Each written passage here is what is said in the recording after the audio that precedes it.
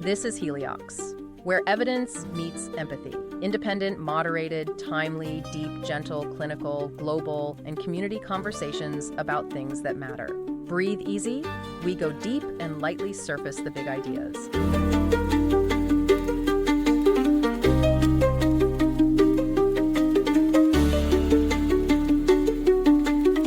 Welcome to The Deep Dive, the show where we cut through the noise and get straight to the insights that matter.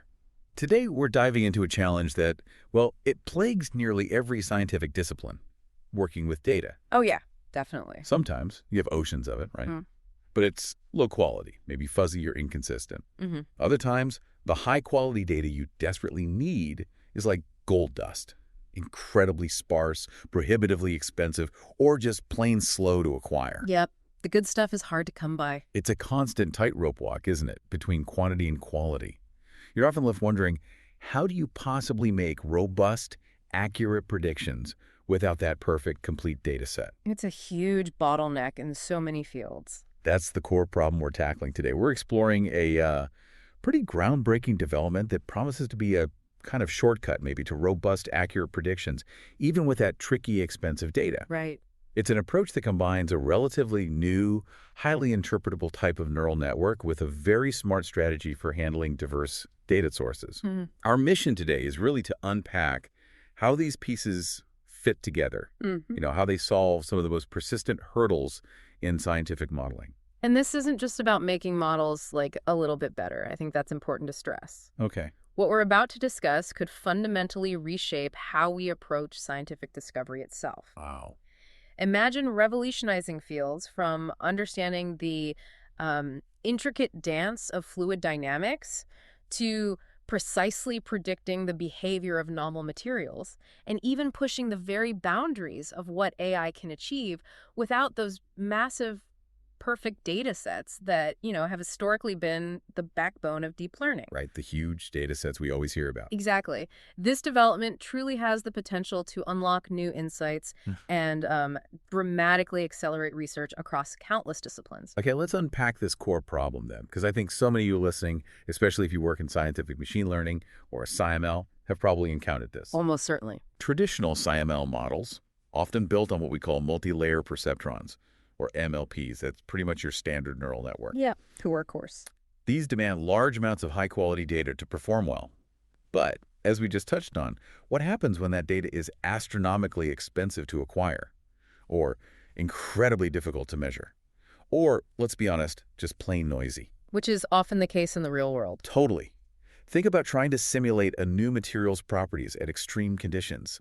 Or model a complex biological system where every single observation costs a fortune. Getting perfect data is, well, it's a luxury, not a given. Absolutely. Now, into this challenging landscape, a fascinating alternative has recently emerged. Yeah. Kolmogorov-Arnold networks, or CAN. Canes, yeah. They've been making waves. They're inspired by the Kolmogorov-Arnold theorem itself, which is a pretty profound piece of mathematics, and they promise several compelling advantages. For one, they offer better interpretability. That's a big one, because they represent functions not through those abstract weights and biases like traditional MLPs. The black box problem. Exactly. But through polynomial splines. Think of splines like flexible connectable curve segments, almost like a sophisticated digital French curve you can use to draw any shape smoothly. That's a good analogy. This allows CanANs to model complex relationships in a way that's much more intuitive to visualize and understand than a traditional neural network's internal workings. You can actually see the function taking shape. Right. And this structure can even lead to what's called symbolic regression, essentially. The network doesn't just predict an outcome. It could potentially discover and output the underlying mathematical equations that govern a system. Which is huge. Imagine an AI not just predicting a chemical reaction rate, but actually giving you the new rate law equation. Or a physicist seeing their complex simulation distill down to a fundamental new formula. That's the truly revolutionary insight symbolic regression offers. That would be game-changing. Totally. Plus, CanANs also boast impressive expressivity and, in some cases, can achieve higher accuracy with significantly smaller network sizes compared to MLPs. So potentially more efficient, too. Potentially, yeah. What's truly fascinating here, though, is that we're looking at a fundamental limitation in how we model the physical world. Consider trying to predict something as intricate as say rapidly changing weather patterns, or the stress distribution in a novel material Yeah. when you only have a handful of reliable observations. Right. Very sparse data. Traditional models in such scenarios often either overfit to that limited data, making them unreliable, We learn the noise, basically. or they simply fail to generalize to new, unseen conditions. Mm. So this raises an important question for you, our listener. How do we build robust, accurate models that can generalize effectively when the perfect or complete data set is simply out of reach? Yeah. How do we stop that frustration of knowing there's a pattern but just not having enough dots to connect? This is the core challenge MFKNs aim to address. Exactly. How do you bridge that gap? The answer, it turns out, isn't always just to, brute force your way to more high-quality data. Sometimes it's about being much smarter with the data you do have. Mm-hmm. Working smarter, not harder. Precisely. This brings us to the concept of multifidelity machine learning. Okay. At its heart, multifidelity means intelligently combining two or more data sets of different qualities, different levels of fidelity, to train a network more accurately than you could by using any single data set alone. Right, leveraging everything you've got. Exactly. We distinguish between two main types of data here. First, there's low fidelity, or LF, data. This is the cheaper stuff, easier or faster to generate. Like from a simplified simulation model, maybe? Perfect example. Or measurements from a coarser sensor mesh. You can typically get a lot of this kind of data, but it's inherently less accurate. Got it. Lots of it, but fuzzy. Then you have high fidelity, or HF data. This is your gold standard. Highly accurate, but Expensive. yeah, expensive, slow, difficult to obtain. So you usually have much smaller quantities of it. Makes sense. Few precise points. Now, the inspiration for this new development comes from a pretty robust framework called composite multi-fidelity neural networks. Okay, so that's the foundation. Yeah. This approach trains separate networks for both the low and high fidelity data. But crucially, the high fidelity network doesn't just start from scratch.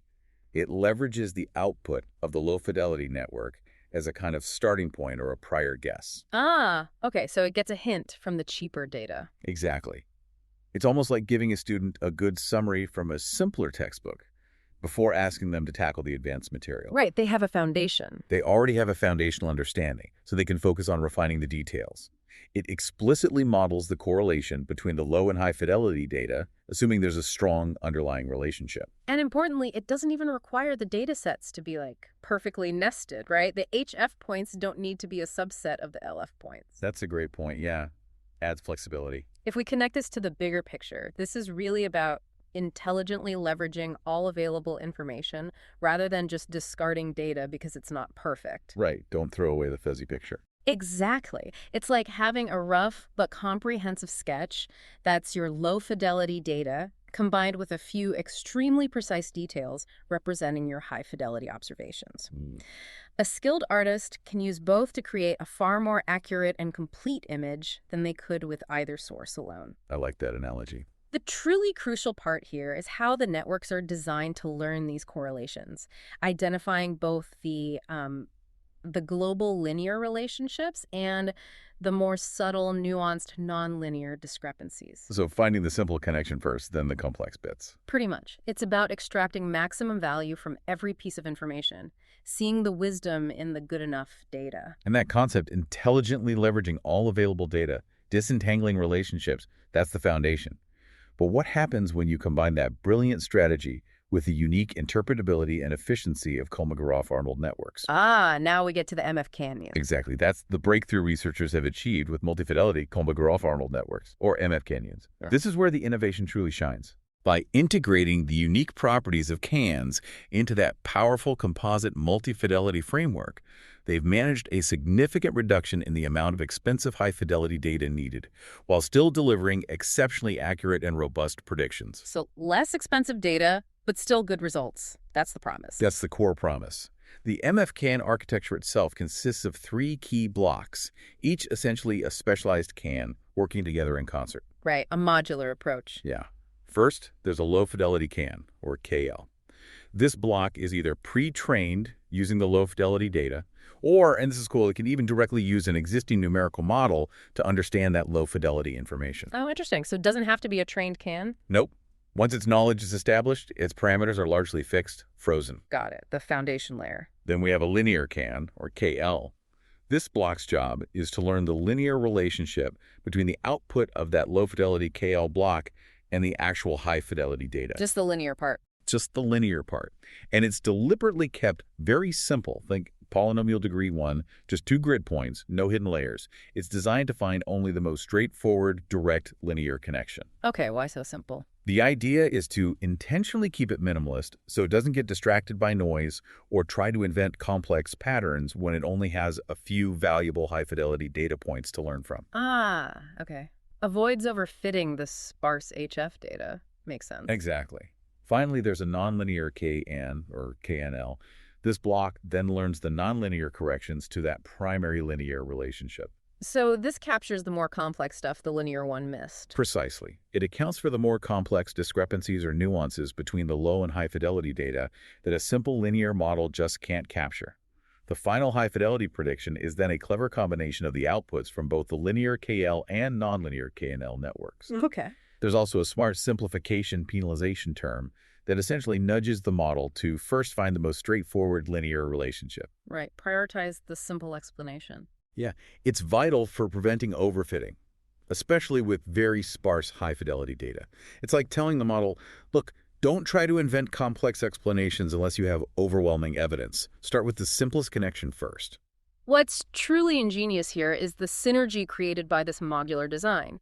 By breaking down the problem into learning a foundational low-fidelity model and then explicitly disentangling the linear and nonlinear correlations, MFKNs gain several distinct advantages. Okay, like what? Well, compared to traditional multi-fidelity MLPs, Mm-hmm. MFKNs offer enhanced interpretability, as we discussed before. Right, the splines. Exactly. Because their activation functions are based on splines, they have the potential to learn symbolic representations of these complex relationships. The equations again. Yep. This isn't just about predicting an outcome. It can lead to a much deeper understanding of the underlying scientific processes at play, moving beyond a mere black box. So it's not just prediction, it's potential understanding. Exactly. Imagine an AI model not just forecasting a flood, but actually helping you derive the underlying hydrological equations for that specific river basin. Furthermore, MFCANs can often achieve comparable or even superior accuracy with significantly fewer trainable parameters. Fewer parameters, that's a big deal for efficiency. Huge benefit, particularly when dealing with noisy or extremely sparse data. It reduces computational cost and makes them, more deployable in practice. That synergy sounds incredibly compelling, almost like a silver bullet for these data challenges. But for a listener who's maybe struggled with training cans in the past, or even physics-informed cans, which can be tricky. Yeah, they can be. What's the biggest gotcha with MF cans? Is there a new challenge that comes with this modularity, or are there scenarios where maybe a traditional multi-fidelity MLP might still be preferred? That's a very fair question. Yeah.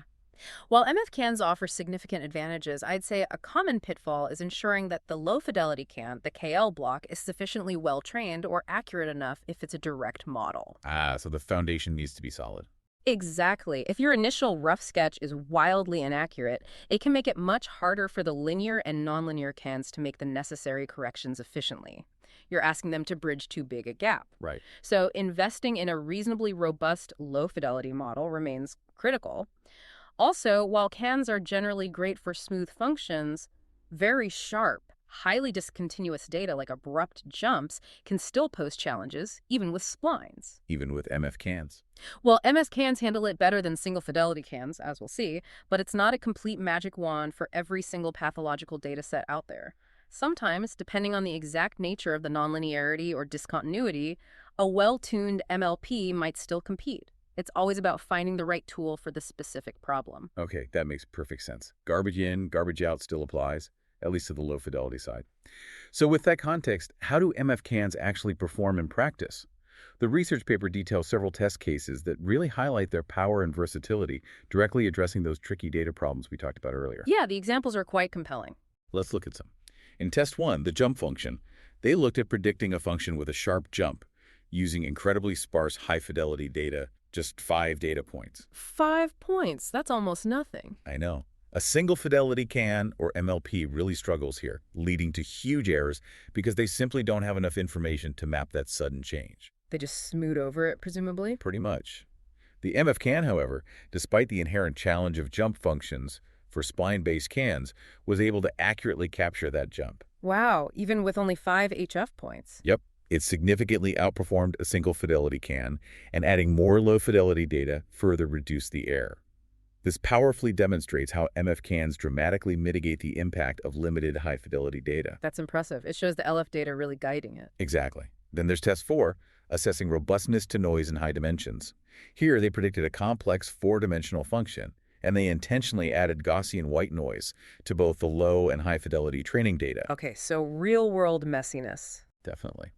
Single-fidelity models, whether CAN or MLP, had very large relative errors and overfit the sparse high-fidelity data badly, basically learning the noise instead of the actual signal. As you'd expect with noisy, sparse data. Right. The MFK-HAN, in stark contrast, produced predictions that were much more accurate, even with all that noise present. This showcased its superior robustness. And what's more, when they compared it to multi-fidelity MLPs with a similar number of trainable parameters, MF-CANs performed significantly better when faced with noisy data. That's a common nemesis in real-world applications. That is significant. Noise robustness is key. Then Test 5 focused on unlocking physics-informed training. We mentioned physics-informed cans, PCANs, can be tough to train accurately. Notoriously so, yeah. Wow. Especially for complex PDEs. Right, things like the Poisson equation. Yeah. They often require really careful hyperparameter tuning. The MF-CAN solution involved using physics-informed training, enforcing the physical laws at both the low and high fidelity levels. Oh, okay. Applying the physics constraints to both data qualities. Exactly. This dramatically improved accuracy compared to a single fidelity PCAN. It achieved comparable accuracy to highly parameterized MLPs, but with 3 times fewer trainable parameters. 3 times fewer. That's a huge efficiency gain. Massive. It means potentially solving complex physics problems far more efficiently, using less computational power, and maybe reaching solutions that were previously just out of reach for PCANs. That could open up a lot of possibilities in computational science. Absolutely. And finally, Test 7 addressed what many consider the holy grail in machine learning: extrapolation. Ah, yes. Predicting outside the training zone. The big challenge. The big one. Neural networks notoriously struggle with making predictions outside the range of their training data. Imagine trying to predict future time steps for a fluid flow simulation when your high-fidelity data only covers the early stages. Yeah, crucial for building predictive digital twins. Exactly. This is a major hurdle for creating those digital twins of dynamic systems, where you need to project behavior far into the unknown. It's like trying to predict the entire trajectory of a thrown ball just by seeing its first few inches of movement. Impossible for most models. Right. They learn the scene data, not the underlying physics usually. So, for a fluid flow simulation past a cylinder, the MFKN was trained with high-fidelity data only up to 100 time steps. They then asked it to predict all the way up to 200 time steps. Okay, doubling the prediction horizon into the unknown. Yep. The single-fidelity model's error jumped rapidly, and it completely failed to capture the intricate vortex-shedding structure downstream. It just fell apart. Predictable failure, unfortunately. But in stark contrast, the MFCAN's error increased only slightly, and it remained accurate even far beyond its high-fidelity training range. Wow. It actually generalized in time. It really did. And get this. Here, the low-fidelity input actually came directly from a numerical solver, bypassing a pre-trained CAN altogether. Whoa, okay, so you don't even need the KL block to be a CAN. You can feed in results from a cheaper simulation directly. Exactly. Which further highlights the immense flexibility of the framework. You can mix and match components. This raises an important question for you listening. What stands out most from these examples? For me, honestly, the ability to extrapolate with such accuracy, particularly in that fluid flow example, that is truly groundbreaking. Yeah, that one really caught my eye too. It suggests a clear path toward building AI models that can predict the future behavior of complex physical systems far more reliably, and with significantly less dependence on continuous, expensive, high-fidelity data across the entire domain of interest. Right, you don't need the gold standard data for the whole time period. Exactly. This means potentially faster, cheaper scientific discovery and engineering, enabling simulations and predictions that were previously impossible or just impractical due to data constraints. It hints at a future where our models don't just mimic what they've seen, but genuinely understand enough of the underlying dynamics to venture into the unknown. So wrapping this up, what does this all mean for the broader world of scientific machine learning? It really feels like MFKNs offer a compelling alternative, addressing many of those practical limitations of deploying AI in real-world scientific contexts. I think it's fair to say. To recap, they dramatically reduce the need for those huge, expensive, high-fidelity datasets. That's point one. Big cost saving. Point two, they provide robust predictions even when data is noisy, which, let's face it, is common in experimental science.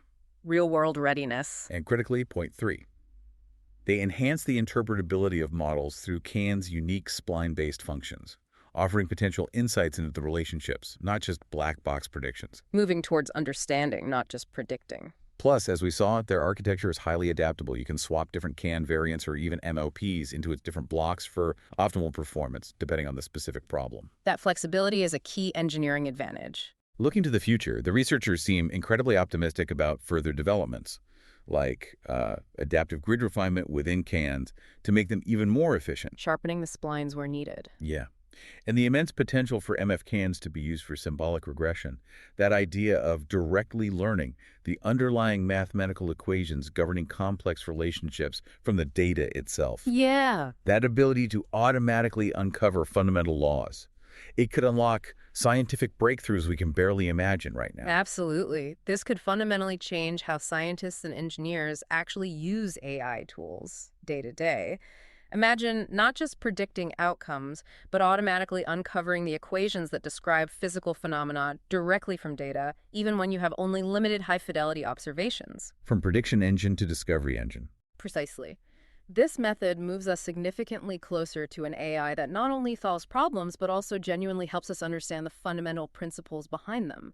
It fosters critical thinking, deeper scientific insights, truly enriching our understanding of the universe. It shifts AI from being just a predictor to becoming potentially a true scientific partner. What a deep dive into MFKNs. It's really clear that this method is poised to make a significant impact on how we approach scientific modeling, making powerful AI tools more accessible, more reliable, and ultimately more insightful. This combination of interpretability and data efficiency truly feels like a leap forward. Indeed, you've seen how intelligently combining different levels of data fidelity with the unique architecture of Kolmogorov-Arnold networks can overcome some really significant hurdles, from the challenges of sparse and noisy data to that ever-present problem of extrapolation. It's a testament, I think, to thinking smarter about both the data we have and the models we build. So for you, our curious listener, maybe consider this. How might the ability of MFCANs to extrapolate accurately beyond known high-fidelity data transform fields like climate modeling, drug discovery, or materials design in the coming years? What previously impossible predictions could now actually become within reach thanks to this innovative approach, allowing us to perhaps see further into the unknown than ever before. Thanks for listening today. 4 recurring narratives underlie every episode: boundary dissolution, adaptive complexity, embodied knowledge, and quantum-like uncertainty. These aren't just philosophical musings, but frameworks for understanding our modern world. We hope you continue exploring our other podcasts, responding to the content, and checking out our related articles at helioxpodcast.substack.com.